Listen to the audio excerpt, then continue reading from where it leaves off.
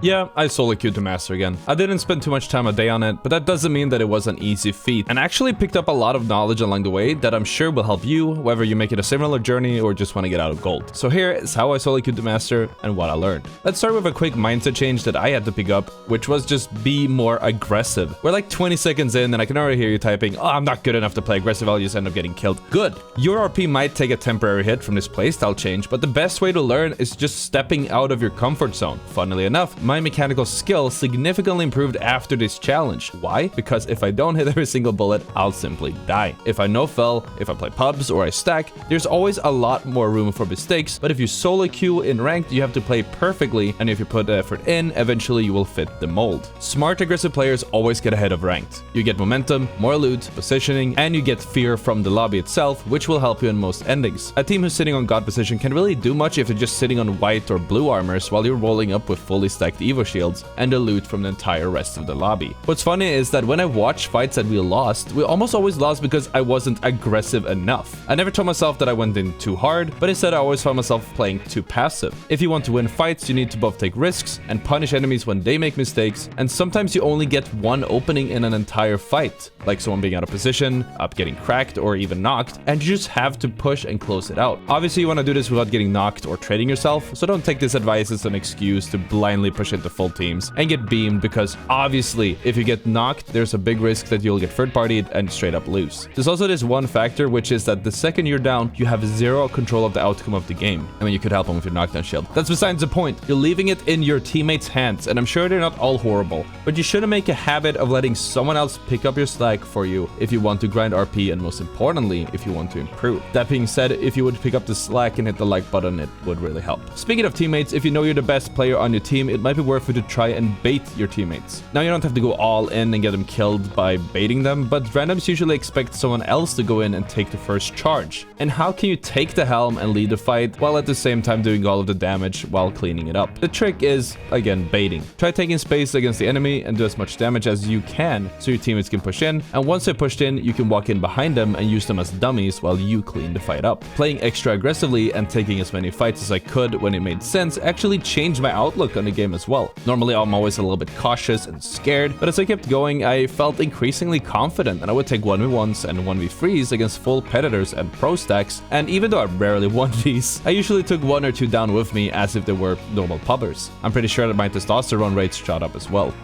Always remember that confidence is a cheat code to life. Now, people have been abandoning their teams and running as solos, and I guess part of it might be my fault, because I used to recommend, oh yeah, use rat if you want to get higher ranks, especially if you're going for a challenge such as solo to master. But there's not much point of that in the current meta, and did you actually accomplish the challenge if you took a shortcut? I made this advice at a time where the average player had a different playstyle and there weren't as many legal or illegal wall hackers. An alarming amount of teams are choosing to full freeman rat instead of fighting and taking space, meaning that along with the wall hack, it's very hard to rat for RP. If your teammates are dead, just go for the clutch. It's a great chance to try to go all out, and if you lose, no biggie, it was a low chance of winning anyways. There was somewhere around this point where I picked up Mad Maggie, and everyone's asking me, why are you playing Mad Maggie when your old main Horizon is in the meta? Or why not Seer, who's dominating the meta with the wall hacks? And the reason is very simple. If you're solo queuing, you just don't get the full value of Seer or Horizon. Now, this might just be that I'm not good on either of the two legends, but I rarely got good value from Horizon's tactical or her ultimate because my team just never followed me up on anything. If you try solo ulting someone and using only your own grenades, they usually just break the ultimate and run away. And don't get me wrong about Seer, he is very good, and the wall hack along with his other abilities makes him a must pick when grinding for Predator, but the thing is that most people who grind for Predator are in a full pre-made stack. Actually, all of them are. His wall hack is very useful, but needs to be communicated through voice or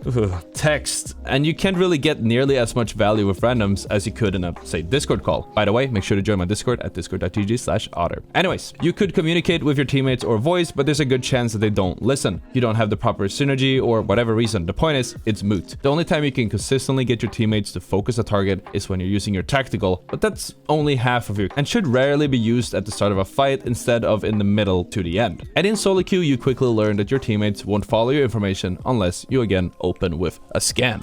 So that's why those two aren't a good choice. So why Maggie? She's in the meta for the same reason as Seer, because of Furia. Playing aggro with Maggie makes sense, but unlike the other fighting legends, she doesn't need teamwork to flourish. If anything, she's perfect if you don't have reliable teammates. The shotgun run speed gives you a huge advantage in shotgun fights, the wall hack passive helps you damage enemies even through smokes, and the drill can be used to put a lot of pressure and damage on enemies who otherwise would be behind cover. The ultimate is also a great tool to provide space, to rotate, or quickly rush an enemy that you got low. Unlike other explosive movement legends such as Pathfinder, Octane, or Horizon, she doesn't have verticality, but she can still move around on the ground incredibly fast, which is very useful on a map like World's Edge. But picking up the aggressive Maggie came with some growing pains. What I quickly realized is that dropping safe and then pushing a team after looting won't work, because every team start rotating around the same time, meaning that you'll get third-partied by surrounding teams the second you start fighting. Instead, I started opting for contests, either smart contests, which we covered in a previous guide, dropping next to contesting teams and third-partying, or straight up taking contests against the first team I see around POIs such as Thermal, Dome, or Climatizer. As good of a plan as this was, teams have been adjusting and would instead be the ones dropping nearby for third party, meaning that I had to call off a lot of contests at the risks of instantly getting third partied. Sometimes I managed to start a fight, back off, and let the third party roll in and then third party them myself, but it's very hard to keep my random teammates in sync with this plan. And the lobbies were very aggressive this season as well, with 10 to 15 squads remaining in the first ring, quickly dropping to less than 10 after that. Everyone in the lobby was looking for fights and would end up falling into the Bermuda Triangle of RP loss. This means that if you take fights, the risk of getting pushed is incredibly high. Eventually I stopped taking early contests and even mid-game fights and let the lobby purge itself from the people with a death wish before making any larger decisions. I did this by mainly playing edge, meaning that I literally just stayed away from the center of zone and kept hugging the edge of zone, sometimes even staying all the way outside of the ring and crafting heals just to minimize the risk of getting griefed,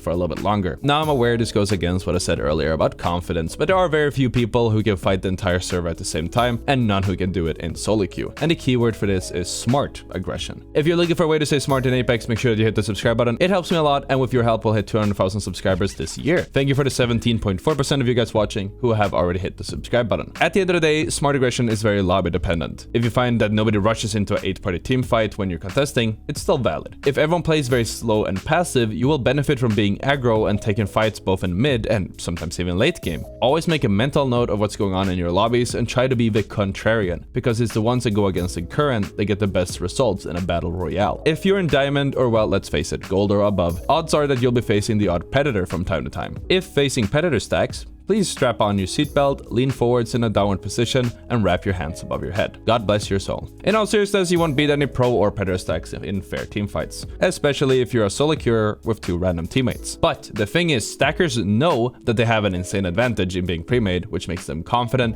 aggressive, and prone to making mistakes. It all comes down to locating when they make the mistake and punishing it, either by winning a duel against someone who overextends or forcing them into your teammates so they can get team fired. These confident stacks have a tendency to go for every fight that they see, so you can also wait for them to take a bad fight before you third party to clean them up. And it's worth noting that when you are about 1 to 2 divisions lower than your own true rank, you can kind of just push and win most of the fights that you take without actually breaking a sweat. But to make the most RP, you'll have to win the game as well. So even though you can win every fight, try to play the lobby and adapt to your situation instead of trying to brute force bad fights, and you'll do hell of a lot better. If you're interested in learning more about the solo to mastery grind, this video on the screen is a great place to start. Thank you so much for watching, and I'll see you all tomorrow.